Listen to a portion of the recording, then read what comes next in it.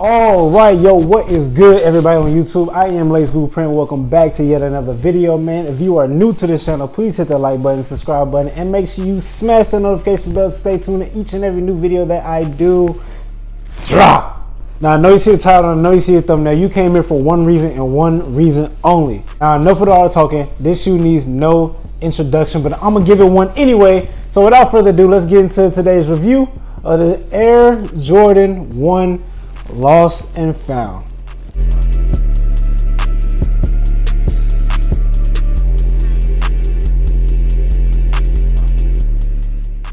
Now with this release, Nike did set up this drop to make you feel like you have found this shoe in a mom and pop shop for the retail low, or actually a steal. So when it came to the box, you already know presentation was key, and they executed so perfectly on this box. So let's break down into it. Now with this box, you do have an OG Air Jordan 1 box with a very dirty or grungy feel all around the edges of the box. Everything's kind of aged. It looks all torn up, or at least, you know, like it was picked up, moved around a lot. And this box has character to it. On the sizing label side of this box, you do have two stickers that has a sale sign, or it's like a sale sticker on this side of the box that does have a nice real texture feel. You can really pull these off. So make sure when you are purchasing this pair from anybody outside of like maybe Nike or even a trusted seller that you trust, make sure that this sticker does feel the way that it feels, and it's not like a image just on the shoe, because this can be peeled off. Going to the sizing label of this shoe,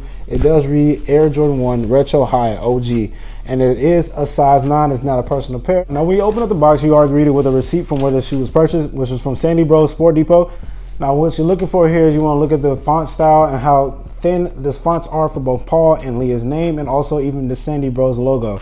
It should not be anything that's too bold or maybe even too skinny. You want to make sure this font looks right, and just make sure you have a mental picture of what this font looks like.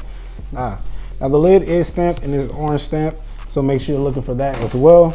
Inside the box, you are greeted with a different tissue paper with this sneakers. Now it's supposed to be a representation of newspaper, but the top side of where the print is very smooth, and the bottom of it is it has a texture feel. It's kind of a nice sort of rough texture feel on the tissue paper. And also underneath it, it does have a second set of tissue paper as well, and this is a very grainy feel to that tissue paper, and soft on top as well. So make sure y'all looking for that and filling that out. That way you know your pair is legit. Quality control sticker stamped on the inside of this as well. I wish I had a black light. I probably should invest in one just so I can show you guys what to look for with a black light as well. That's it for the box, so let's take a closer look at the sneaker. All right, starting with the bottom of the shoe, man, we do have this very aged red outsole, and it looks ashy, a little dirty, like it was touched or used. I don't know how they achieved this ashy look for this shoe, but it was very, very well executed.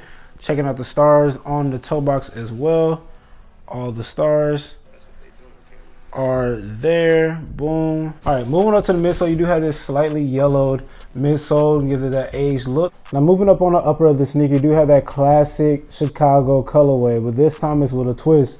You have that smooth red leather upper on the toe box, around the toe box and around the heel of this shoe, as well as on the black Nike check. Now the twist comes in with the white panels on this sneaker. So look at this white panel here. You do have a very cracked leather upper on this white panel, on all white panels, going onto the toe box of the sneaker as well. Cracked white leather. Looks like some alligator skin or crocodile skin. The texture to this just feels crazy. It's not soft, it's just a rough feeling of like aged leather, and that's a really dope touch by Nike. Going to a medial side of the sneaker as well, you do have the same panel on the other side. And moving up to the ankle, I've seen a couple of pairs of fakes of these, or at least photos, that have this texture up here around the ankle wrong. They have it a lot more, how can I say this, a lot more black. It's way more black than what you see of the cracks here. And so the cracks are that pattern of the cracks isn't as accurate as it is on this upper, on the authentic pair. It just looks all wrong. It looks like it's more black than the openings of the sneaker as well. Now looking at the Air Jordan Wing logo on the ankle as well, this logo by far has to be one of my favorites. It's a matte look. It's not glossy like the Air Jordan 1 breads or bread toes or any other Jordan 1s out there so far. It's a matte look, and they executed this very, very well. I love this one. Make sure you take a note of the fonts of the Air Jordan Wing logo as well, and the trademark logo. Just make sure all the lines are clean. Look at the spaces of the wings. Very, very high details in this, man. Well, moving on to the tongue of the sneaker. This sneaker did come with 2 laces pre-laced like this. We have the black pair and you have the white pair. Going to the tongue of the upper, and it is a aged yellow-ish, like slightly like an off-white from the white itself. You can tell in the camera here, you have the white from the laces and the off-white on the tongue. Now you go to the Nike Air logo. Clean lettering on the Nike Air logo. Look at the I, look at the E. Make sure the E isn't touching the Nike logo itself. Moving to insole, you do have the white and red Nike Air logo on the insole of the shoe. You have the Nike Air sitting right there, boom. Also, you will note that this shoe does authentically come with tissue paper. It does not come with a shoe tree. I repeat, this shoe does not come with shoe trees. It came with tissue paper. If your pair comes with shoe trees, red flag. All right, popping out the insole of the shoe. Oh wow, there's no glue. That is different. The insole of the shoe is not glued down. And you have this dream cell on the insole of the shoe. It's a very soft insole. It's a very soft insole, mushy. You have this square on the bottom here. I'm not gonna act like I know what these numbers of letter is, because I don't, but this is how the insole looks. White, red, Nike Air, sizing label reads size 9. Boom, simple, clean. No glue on the bottom, wasn't even glued in. You have the 2 holes sitting right there. Make sure y'all looking at that stitching. That stitching is usually a telltale sign with some things, but look at the stitching inside the shoe. You have 2 holes. Now you've all seen this sneaker up and close for yourself. Now it's time to answer the posed question. How good is the Air Jordan 1 Lost and Found?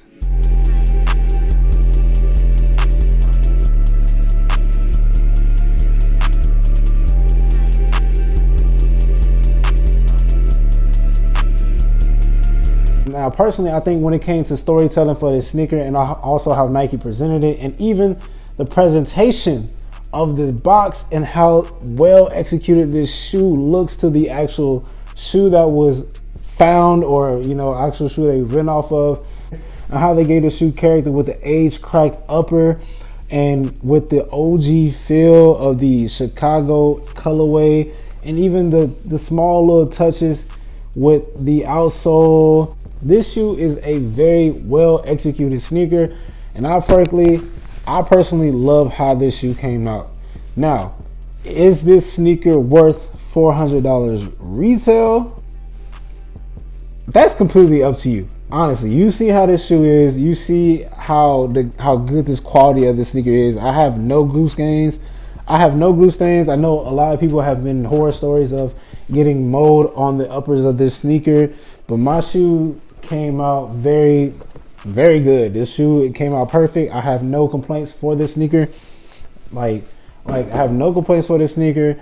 I say buy at your own risk, but also know what you're getting into. Make sure you're doing your research. That's why I give you guys the up close and personal looks of these high ticket shoes. That way you're not going out and buying and getting finessed. I personally hate that people do that nowadays, that they would tell you, hey, this thing right here is brand new, it's never been worn, and it's legit, it's real.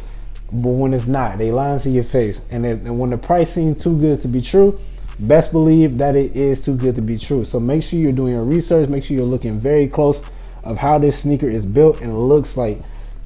Just look at this shoe at high detail before you go and spend that much amount of money on this sneaker for resale.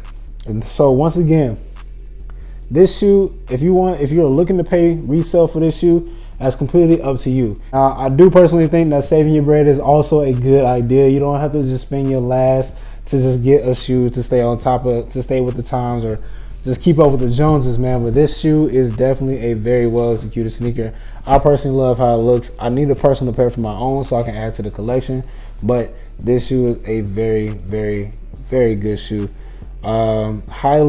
Extremely happy with how this came out, and I'm very happy that I now have it in my hand to look at this thing. You guys know me, I've been talking about this shoe for months now, so to actually have it in hand and to give you guys my perspective is a big thing for me. But you guys let me know down below in the comments on what you think or how you feel about this shoe. I know the drop for this sneaker was crazy. The drop for this shoe was so wild, and yeah, that even adds to the value of this shoe on how crazy that sneaker drop was. Like, I didn't get in personally until maybe I think 5 or 6 minutes left within the draw, and still took an L. And my little brother got in, and he was able to get the dub and allow me to get this pair from him. So I appreciate him on that once again. But you guys let me know down below in the comments how you feel about this shoe. If you are able to cop, I want to know how many of y'all actually got the dub on release day, because that's crazy to me that people actually got the dub for the retail still. So shouts out to y'all if y'all are able to do so. If you learned something new, please share the video with a friend. Don't leave them out there hanging to dry. I'm trying not to get anyone finesse. I want you guys to make sure you know what you're spending your bread on, unless buying reps or fakes or whatever the hell you want to call it is your thing. Other than that, that's pretty much it, man. I appreciate y'all watching the video. Hit that like button, subscribe button. Also smash the notification bell. Stay tuned to each and every new video that I do drop. And make sure you follow your boy on Instagram at TheLaceBlueprint. But that's pretty much it for the video. I'll see y'all guys in the next one. Peace.